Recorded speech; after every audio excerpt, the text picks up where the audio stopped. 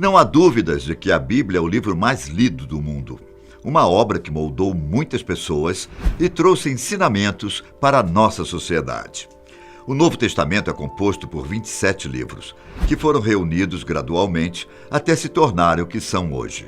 Mas e os evangelhos que ficaram de fora do Novo Testamento? Por que eles foram excluídos? E o que diziam? Isso é o que eu vou mostrar para vocês no vídeo de hoje. Eu sou Ivan Lima e seja bem-vindo ao nosso canal. Alguns dos livros excluídos da Bíblia foram, de certa forma, proibidos por razões óbvias, e alguns, provavelmente, nunca foram lidos por muitas pessoas. Outros foram encontrados em bibliotecas obscuras, milhares de anos depois de serem escritos. Ainda tem os livros que provavelmente nunca existiram, mas que são citados por muitos estudiosos. Antes de começar a apresentar os livros excluídos, eu preciso deixar claro para vocês que é quase impossível dizer por que cada livro não foi incluído na Bíblia. Mas posso citar o que torna alguns desses evangelhos interessantes. Começarei pelo evangelho da infância de Tiago. É sabido que os evangelhos de Mateus, Marcos, Lucas e João foram escritos no começo da história cristã, bem antes dos outros 23 livros que fazem parte do Novo Testamento. Mas isso não impediu a disseminação de outros evangelhos. O mundo se interessa pela vida de Jesus desde que ele morreu, e por isso foram escritos evangelhos que descreviam a infância de Cristo. Um desses livros é o Evangelho da Infância de Tiago, que trabalha a importância de Maria para os primeiros cristãos. Essa obra descreve o nascimento, a adolescência, os primeiros anos de vida de Jesus Cristo e até da virgindade perpétua de Maria e o envolvimento de Deus na escolha de José. Mas o livro não descreve apenas coisas bonitas da vida de Jesus.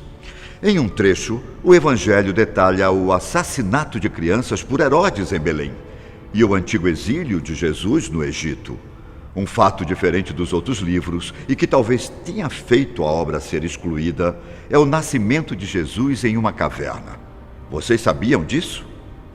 Outro livro que foi excluído da Bíblia é o Apocalipse de Pedro. O Apocalipse mais conhecido é o livro do Apocalipse de São João. Mas fiquem vocês sabendo que esse não foi o único Apocalipse lido pelos primeiros cristãos. O Apocalipse de Pedro também é muito famoso e amplamente citado. Escrito como se fosse uma conversa entre Jesus e seus seguidores, o livro praticamente descreve as coisas horríveis que acontecem no inferno e as coisas maravilhosas que acontecem no céu. Pedro descreveu exatamente a punição de cada crime, como os blasfemos que são pendurados pela língua, homens e mulheres adúlteros que são pendurados pelos cabelos e pés, e assassinos que são jogados em poços com cobras. Enquanto os pecadores sofrem no inferno, quem vai para o céu vive a cantar lindas canções.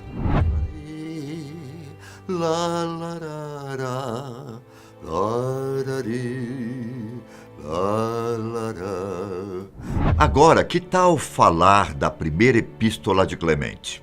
Essa epístola é uma das duas cartas atribuídas ao Papa Clemente de Roma.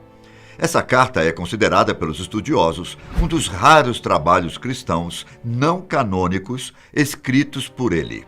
A carta já foi bem aceita pelos cristãos e até influenciou algumas listas finais de importantes textos.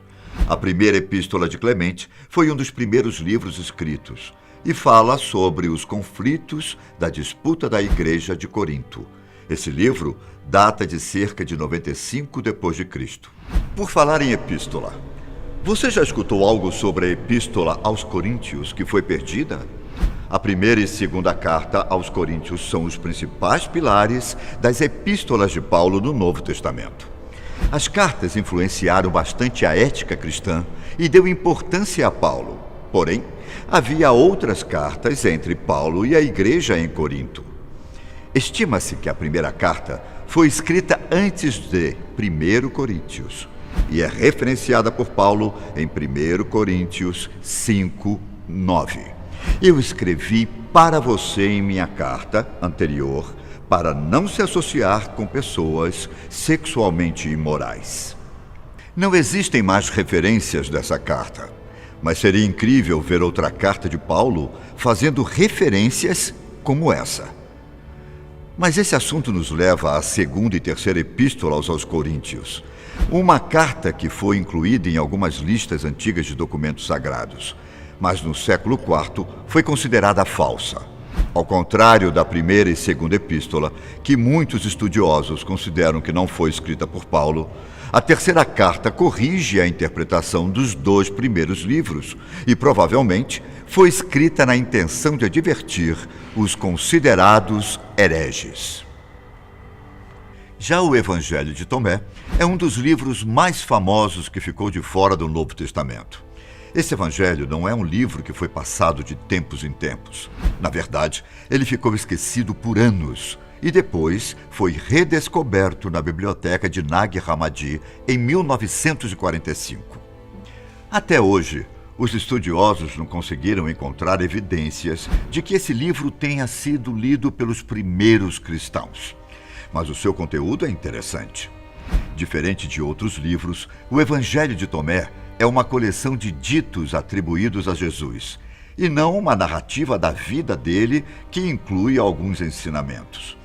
Nos últimos tempos, esse foi um dos evangelhos que tem sido mais estudados e, supostamente, não foi incluído no Novo Testamento por causa da maneira com que ele foi descoberto e pela natureza interessante de seu conteúdo.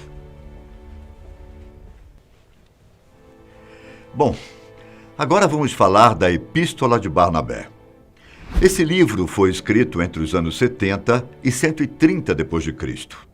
O que se sabe é que o seu conteúdo foi escrito depois da destruição de um templo judaico, antes da rebelião judaica, que aconteceu em 132. A obra é atribuída a Barnabé, o companheiro de Paulo, mas o curioso é que pode ter referência em um Barnabé diferente. A suposta obra de Barnabé coloca em debate a relação do cristianismo com o judaísmo, além de rejeitar o valor dos ensinamentos anteriores no judaísmo e os aspectos cerimoniais da religião, estabelecendo interpretações diferentes do Torá, o livro sagrado dos judeus. A Epístola de Barnabé fala sobre a validade do cristianismo. Com certeza, não seria nada interessante para os cristãos colocar esse conteúdo na Bíblia, certo? Já o livro Pastor de Hermas é uma obra literária cristã do século II, considerada como parte do cânon bíblico por alguns dos padres da Igreja no período inicial do cristianismo. A obra foi muito conhecida pelos primeiros cristãos, e mesmo tendo sido muito popular, sua fama desapareceu totalmente no século IV. O livro foi usado como escritura por igrejas antigas, assim como foi desprezado por outras. Orígenes a cita como escritura, mas Tertuliano e Clemente da Alexandria a consideram herética. O Pastor de Hermas é uma obra alegórica escrita em primeira pessoa, descrevendo as visões de Hermas, um antigo escravo. O Pastor de Hermas contém 12 mandamentos e 10 parábolas que falam principalmente sobre ética cristã e a importância de ser fiel ao Senhor. Fica a dica do livro para quem gosta de ler obras cristãs. Então, agora vamos falar do Didaquê, também conhecido como Instrução dos 12 Apóstolos, ou Doutrina dos 12 Apóstolos. Esse livro é basicamente instruções com o passo a passo para ter uma vida cristã. A primeira seção fala sobre como os cristãos devem aplicar os mandamentos de Deus. Já a segunda seção ensina os cristãos sobre a estrutura das igrejas.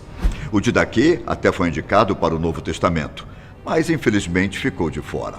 Esse livro teria causado divisões nos próximos 2000 anos, pois argumentos sobre o batismo e a Eucaristia teriam sido drasticamente alterados se o Didaquê tivesse sido incluso. E para finalizar, vou falar agora da fonte Q, também conhecido como documento Q. Antes de mais nada, vocês precisam saber que não existem evidências de que esse livro realmente exista.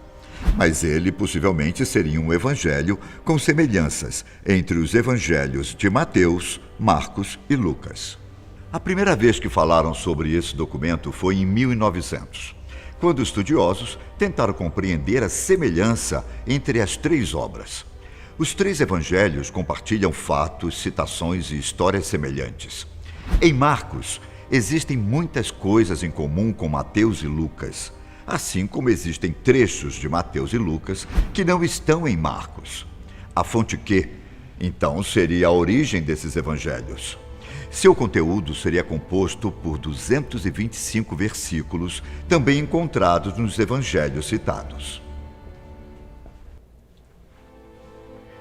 Bom, é fato que todos esses livros citados ficaram de fora do Novo Testamento. Mas por que eles não foram incluídos no livro sagrado?